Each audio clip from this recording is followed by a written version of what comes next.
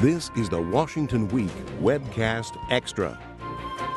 Hello, I'm Gwen Ifill. Welcome to the Washington Week Webcast Extra, where we try to get to everything we didn't get to in the main broadcast. I'm joined in this valiant effort by Dan Balz of the Washington Post, Beth Reinhardt of the Wall Street Journal, Alexis Simendinger of Real Clear Politics, and Chuck Todd of NBC News, the newbie. Somewhat overlooked in a week chock full of news is the fate of the Speaker of the House, which, not for nothing, is indeed second in line of presidential succession. Catching you up. John Boehner said he's quitting by the end of the month. His number two, Kevin McCarthy, jumped in, then out of the race to succeed him. And Ways and Means Committee Chairman Paul Ryan, the party's vice presidential nomination, not the Tea Party's too, in 2012, nominee in 2012, he's pulling a Biden. He just can't decide. So what's the state of this drama, Chuck? Well, it is still just waiting for Ryan. But what's been interesting this week is that a bunch of other candidates have now said, well, if he doesn't run, I'll get in. There's a California congressman named Mike Pompeo who's on the Benghazi committee, so people might get to know him during the Benghazi testimony. I believe Mike McCall, who's the Homeland Security guy. He's a familiar face, does a lot of TV, a Texas congressman. He's saying, if Ryan doesn't run, I'll throw my hat in the ring. If Ryan doesn't do this, there's going to be like 6 or 7 people most people have never heard of who are going to try this thing. My favorite, though, anecdote this week is apparently there is a secret line of succession for the Speaker of the House.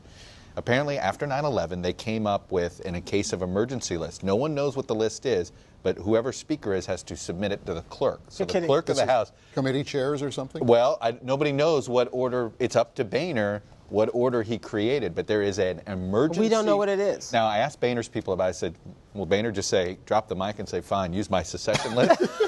And he said, come to that. Right, he said, no, he's going to stay until they pick a new one. Oh, that would be great.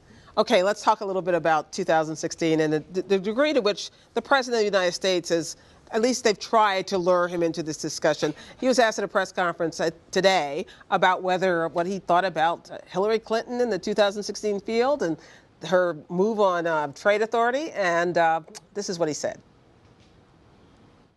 During the course of what will be a long campaign, I probably won't be commenting on every single utterance or decision that the various candidates make.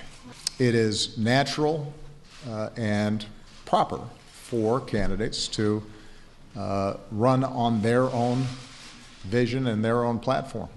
So, Alexis, you were there. Is this a brand new approach for the president to decide he's not going to talk about 2016 when he has been? In a week of U-turns, this was a U-turn in the sense that the president has not been shy about commenting, and often with generous tones, about Hillary Clinton's pronouncements from the campaign trail.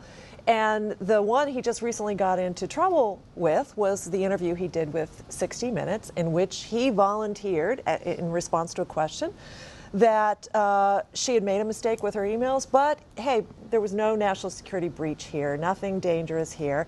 And he used this interesting term, our impression, and then he went on to describe basically giving her a pass. And he got enormous blowback, not just from Republicans, but from inside the FBI, because they're conducting an independent investigation, and it was like he just put his hand on the scale. So today was lesson learned. It was a little bit of lesson learned, and the president has, one of the things our colleagues at the White House, we were all talking about, is the president was not shy in reprimanding Senator Warren for her position on the Trans-Pacific Partnership and her resistance to trade, and yet he's giving Hillary Clinton a nice, big, fat pass. I also wonder if he will be as demure when it comes to not weighing in on the Republican field, because he's also done that quite a bit, and I have a feeling might continue to. That's where the word probably came in. Yeah, yes. I suspect the line he's drawing is Yes. going to avoid Yes. getting into a conversation about what this Democrat or that Democrat said. How does this compare to what other sitting presidents have done while watching an election which they're clearly passionately interested in unfold right outside their door? Well, in some cases, a president is endorsing his vice president to be his successor, and so this is particularly awkward. Well, by the way, I think that's what today was about. Yeah. I think this is the Biden thing going on. You do? Where I agree with that. I think if Biden, if he doesn't run and he's out of the picture, then I think you'll see him be more. But I think he's going to be tentative about pushing back at Secretary Clinton when she differs with him on a policy.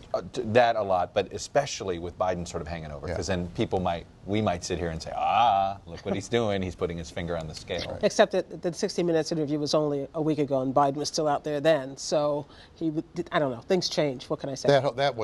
That was just a mistake on He his just part. He did it with Petraeus, too. Yeah. And That's by right. the way, Right. it turned out they wanted to bring a felony And he charge. also, the Yeah. president, was not shy about discussing Secretary Clinton's endorsement of a no-fly zone in Syria, which he just. It's only when she disagrees with him that he hesitates. Well, Have anything to say. it's long been described that he has already chosen her as the nominee. But as you say, he's feeling like he got reprimanded and he needs to be fair. I have a couple of extra money questions for you, Beth. One is Jeb Bush says he's going to release a list of his bundlers, but he has a different definition of what that is. Tell us, first of all, what it is and what he means. It was a little bit disappointing. So in the past, when presidential candidates have released bundlers, we're talking big money. For example, Hillary Clinton is calling them hillblazers. They've all raised at least $100,000. When Jeb Bush's brother, George W., who's largely credited with, really succeeding in this area of, having supporters bundle as many individual contributions as they can, he had a $100,000 tier and a $200,000 tier. Jeb Bush has taken it down to $17,600, which to most people sounds like a pretty random amount. It happens to be the amount that if lobbyists collect that much on behalf of a candidate, they have to file a form with the FEC. It's a rule that most people are not familiar with, but that the Bush campaign has decided to rely on. Now, what does that allow him to do? It allows him to release a very large list of names. We have no idea whether they raised $17,600 It makes your job or harder. $200,600. It just makes money reporter, campaign finance reporters' jobs harder. It does. I have one more question to ask you about this, and anybody else feel free to jump in.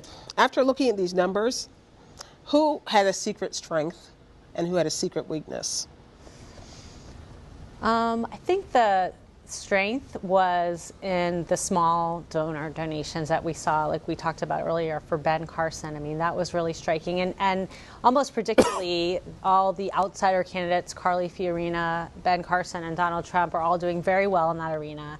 And the more legacy type candidates like Jeb Bush, not as well. What about Ted Cruz? I was just going to say, I thought so if you look at it, some people did well with fundraising and some people did well, smart with spending, and some people did pretty well. He's basically steady Eddie just in the top tier of raising money. He's running a smart race, so he's got a low burn rate. And oh, by the way, he's also spending it pretty smartly and seems to have staff in all the right places. He is And he's got a super PAC of some force too, which hasn't had to spend any money. Right. Side. He's the outsider candidate who is running a traditional campaign. So he's trying to run a campaign like Jeb Bush, but he's got that outside. Look, I think he's undervalued. If he were a stock, it would be a buy at this point with him. I think it also leaves a lot of questions about people like Chris Christie. Is there room in all of this for him?